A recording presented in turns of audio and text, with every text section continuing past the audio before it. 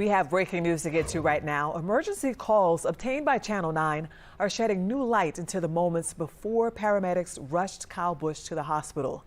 Now, we are not going to play them out of respect for the situation. We will walk you through them. The caller urgently asked for help to the driving simulator facility in Concord. That caller told 911 Busch had shortness of breath, was very hot, and was coughing up some blood. Now, this call was made around 5:30 Wednesday evening. That's around 24 hours before we got confirmation of his death. Now, we have been heating up this week, so you may be bracing for higher electricity bills. The difference this year is many of us also saw bigger power bills from the back-to-back winter storms. New at noon, Action 9 attorney Jason Stujenki has ways that you can get ahead of another huge hit. Let's talk about what are called energy vampires or phantom loads, electronics like this charger right here that suck electricity even when they're off or in sleep mode. We're talking about anything with standby lights or clocks, so computers, TVs, cable boxes, game consoles, microwaves, ovens, printers, coffee makers, and the list goes on. They use at least some energy even when they're off. And it adds up 5 to 10% of residential energy use, according to the U.S. Department of Energy.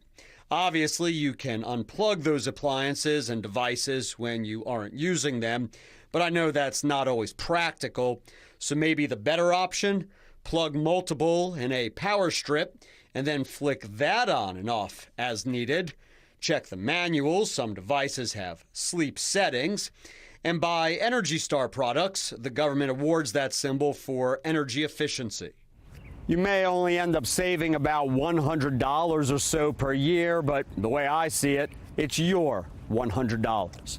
In North Charlotte, Jason Stujenki, Channel 9 Eyewitness News. All right, now we have meteorologist Danielle Miller joining us now. Quite a bit of rain that you're tracking. We have been desperate for rain all season long, and now it's finally here, of course, over the holiday weekend. Can't win with this one.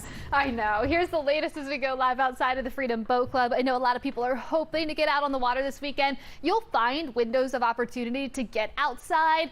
But make sure, please, you have the Channel 9 weather app downloaded. You have got interactive feature on that app so you can track the storms as they're passing or those batches of rain, because there will be rounds of rain to get through. Today, we're continuing on that. Much of the shower activity is west of Charlotte now, but don't worry, more heavy rain will be pushing in later on this afternoon. This is keeping temperatures much lower today. It will eventually bump up closer to seasonal averages as we look ahead to tomorrow and your Sunday. And we're staying unsettled. We unfortunately keep the rain in the forecast into Memorial Day. In fact, nearly every day of the 7-day forecast has a rain potential, something we haven't seen in quite some time.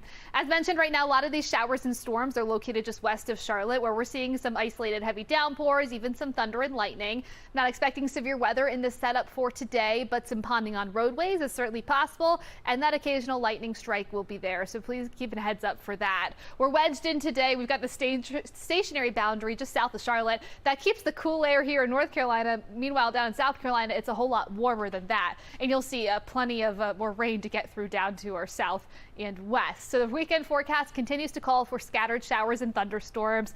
The best chance for nearly a wash of a day, that's going to come tomorrow. That's going to keep temperatures a little bit lower in the 70s. A little bit more in hit or miss nature for your Sunday. We're up to the low 80s. That could impact, though, the Coca-Cola 600. Temperatures Sunday evening right around that 80-degree mark. So it's warm and humid if you are outside. But make sure you've got the rain gear, and I don't see a world where we don't have a delay in this race, unfortunately. We're going to keep a very close eye on that forecast through the weekend for you, though, if you are headed out to the Speedway. Threats, it's really scattered downpours, the big issue. Rain